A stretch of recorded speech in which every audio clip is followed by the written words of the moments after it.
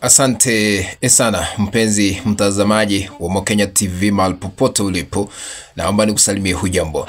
Na tumai umzima ubuheri wa afya na mipenye nipo kukwema. Karibu katika uchanganuzi ni kueleze vile tunaendelea kushuhudia mabadiliko makubwa haswa katika taifa letu la Kenya. Ni ipigo kubwa tena kwa serikali ya Kenya ambayo inaongozwa na Rais William Ruto baada ya mahakama kugeuka na kufutilia mbali marekebisho ambayo iliweza kupitisha ili kuwa sheria katika taifa letu la Kenya. Na katika kanda hii tutakuwa tunaangazia marekebisho haya ya sheria ni yapi ambayo yamekataliwa katika mahakama.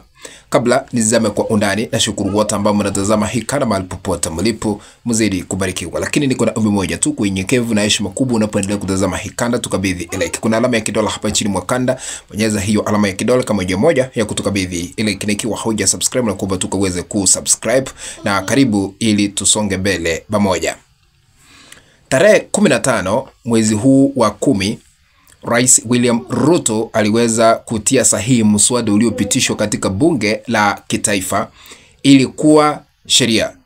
Mswada huu ni ule wa kuzungumzia vile serikali inaenda kudhibiti utumizi wa mitandao humu nchini. Sasa mwakilishi wa kina mama katika kaunti ya Kirinyaga ambaye ameamua kwenda mahakamani ili kupinga sheria hiyo ambayo iliweza kutiwa sahihi na Rais William Ruto ili kuanza kutumika rasmi humu nchini.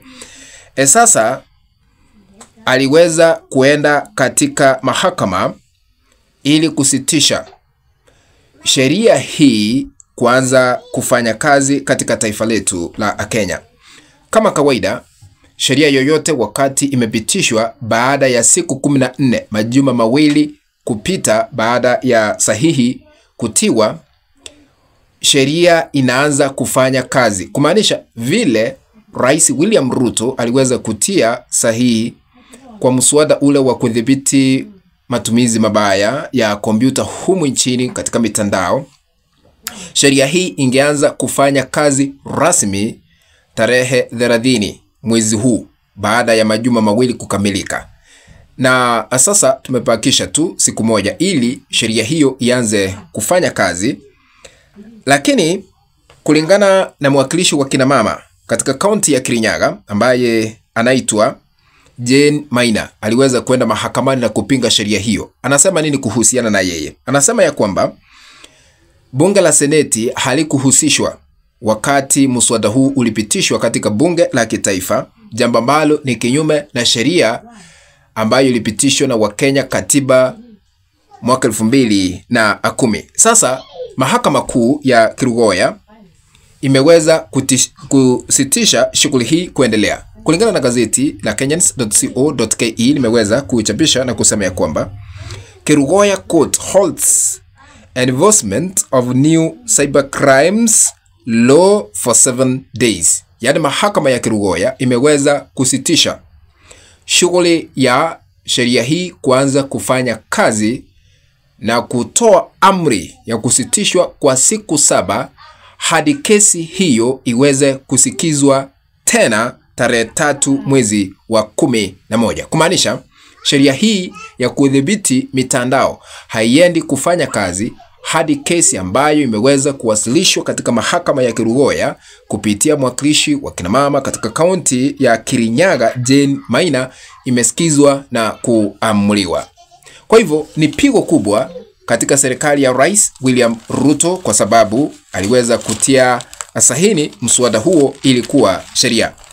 Katika siku 4 zilizopita, mwaniaji wa kiti cha urais katika taifa letu la Kenya ambaye anaitwa Reuben Kigame, naye aliweza kuenda katika mahakama na kupinga sheria hii siku 4 zilizopita. Na mahakama, na kulingana na yeye, alikuwa anadai kwamba sheria hii ya kudhibiti mitandao ni kinyume na sheria. Sasa tumeshuhudia wengi wakipinga sheria hii kupitishwa ama kuanza kufanya kazi humu nchini. Na wakati Kigame alifikisha ombi lake, Jaji Lawrence Mugambi naye aliweza kuamua sheria hii itupiliwe mbali hadi kesi iweze kusikizwa na kuamuliwa. Hata makanisa humu nchini waliweza kupinga sheria hii. Kuna wale ambao wanajiuliza inamaanisha nini? Number 1, matumizi mabaya ya kompyuta ama katika mitandao. Ikiwa kuna makosa hapa na pale ambayo unaweza kuyasema ama kuzungumza against something, kuna uwezekano wa akaunti yako kunyanganywa ili isije ikafanya kazi. Na ukifikishwa katika mahakama, ikiwa hii itakuwa sheria, ikiwa umepatikana na makosa ya kuweka vitu fulani katika mitandao ama kuongea kinyume na masuala fulani, utapigwa faini ya shilingi milioni 20 ama ufungiwe katika jela miaka 10. Kumaanisha ni sheria ambayo inaenda kunyima baadhi ya Wakenya uhuru wa kujieleza. Na katika katiba iliyopitishwa na Wakenya mwaka 2010 kipengele cha 33 kama sijakosea, kinazungumzia swala nzito ambalo ni freedom of expression, yani uhuru wa kujieleza.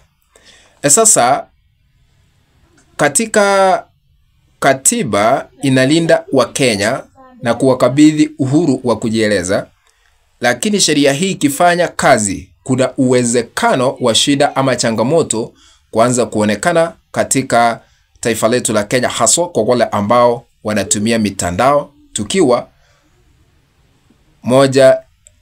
miongoni mwa wale ambao wanatumia mitandao kuwafahamisha haya ambayo yanaendelea. What do you think? Sasa tutasubiri na nitaendelea kufahamisha ni kipi ambacho kinaendelea haswa katika taifa letu la Kenya, lakini ni pigo kwa Rais William Ruto ama serikali kwa ujumla, kwa sababu hii sheria haiendi kufanya kazi hadi kesi zile ambazo zimefikishwa katika mahakama zimesikizwa na kuamuliwa, ili kuelezwa ni kivipi tunaenda kufanya. Ikiwa katiba ama ikiwa mahakama itapitisha hii sheria kufanya kazi, itaanza kufanya kazi. Kwa hivyo ni pigo kubwa kwa serikali ya sasa, kwa sababu mahakama imeweza kusitisha shughuli hii kuanza rasmi, na kesi hiyo itasikizwa tarehe 3 mwezi ujao. Kumaanisha kuna baadhi ya Wakenya wengi ambao wamekuwa wakipinga sheria hii, wakiwemo wanasiasa humu nchini. What do you think? Sheria hii ya kudhibiti mitandao ni nzuri iweze kupitishwa na kuwa sheria kulingana na wewe? Utaniandikia katika sehemu ya maoni. Kufikia hapo mpenzi mtazamaji, sina lingine la kuongeza ila tu kutapatisha hii kanda. Tukutane katika kanda ambayo nitaitengeneza hapo baadaye. If you have not subscribed to our YouTube channel, I'm requesting you to consider subscribing by smashing the subscribe button and this down here. Once you are done, remember to turn on the notification bell so that the moment we produce a new video clip, you'll be notified automatically that Mokenya TV has uploaded a new video clip to watch. Remember to share our content always. We have WhatsApp groups and even on Facebook. That is the only way we can continue building this channel of ours, Mokenya TV. Bye bye, ladies and gentlemen. Be blessed.